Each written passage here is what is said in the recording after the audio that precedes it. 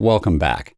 One of the things that I see people struggle with in competitive shooting is understanding where to place their hard-earned funds in order to gain the most from their shooting. In many cases, they only consider the cost of rifles, scopes, and reloading equipment. I think that leads to a less than satisfying sport as they get more involved. Some run out of funds completely and have to quit shooting entirely. I don't want that to happen to you. Today, I'm going to show you what it cost me to go to a single regional event in Missoula, Montana. Let's talk about the event and range first. The Deep Creek Range is well known for high scores and light winds. It's a very pretty place to go, so the sightseeing opportunities are all around, when you aren't shooting, that is. Unfortunately, this year's match fell on the local university's homecoming weekend, which raised lodging costs for some of the unwary travelers. But I'm getting a little ahead of myself again.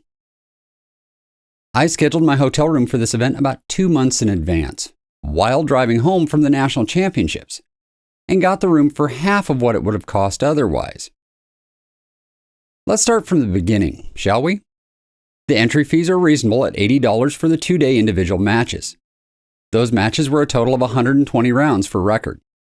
I also coached for the team match on Friday before the individual match, but my shooters paid the entry fees for that, so my cost was $0. I think my shooters paid about $6 a piece for the 40 rounds for record. Now that I entered the match, I needed that hotel room. For 3 nights, Thursday, Friday, and Saturday, my total cost was $664. I'm not going to add the cost of food in here because I eat almost every day, and I consider it a wash. Now I have to travel there. Missoula is served by a few airlines, but I live near Seattle, exactly 500 miles away, so I drove. As a matter of fact, I tend to drive to most matches within a 30-hour radius. For this match, I drove my wife's car. You see, the road to the range is about 5 miles of rough logging road. While you can definitely get to the range in a small sedan, it's a bit more comfortable with a vehicle that has more ground clearance. For this trip, I averaged 23 miles to the gallon, with an average fuel cost of $3.75 a gallon.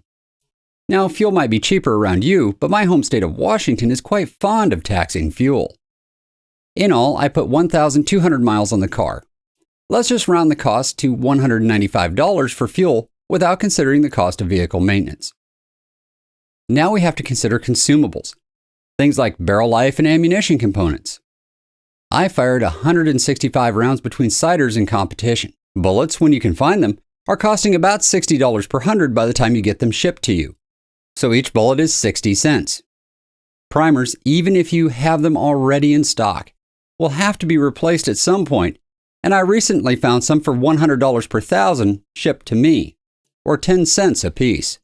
Powder is running about $35 per pound, or 25.5 cents per round fired. Brass is running up towards $1.40 per piece, but careful handling helps amortize that out. Let's say you get 10 firings, for a cost of 14 cents per shot. Now, I've told you that I get about twice that life, but I'm spending some money to get that kind of life out of the brass, so I'll just go with the 10 firings number. Then we consider the cost of a barrel. If a barrel plus fitting and shipping is $750 and the effective life is 1,800 rounds, we see a cost of 42 cents per shot fired through it. Added up, our cost per round fired of consumables alone is $1.51 per shot and doesn't even consider the cost of barrel cleaning products and other maintenance items. Now that we've looked at the individual costs, let's add all this up, shall we?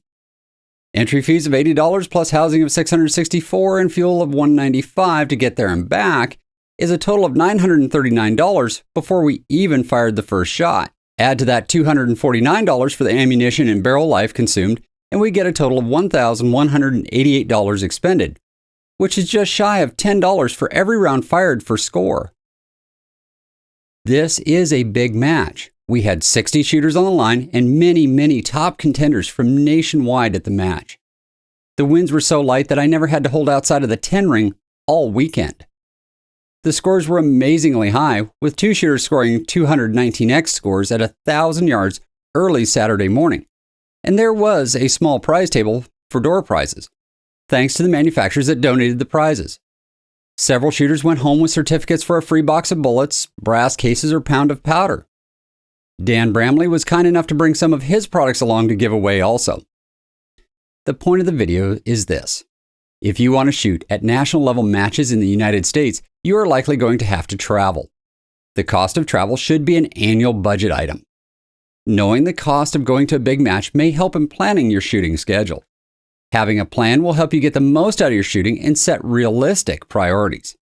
When you look at a match that you may want to go to, consider the cost to shoot that match and whether the experience is worth the cost. Until next time, plan your year's shooting in advance, and I'll see you in the next one.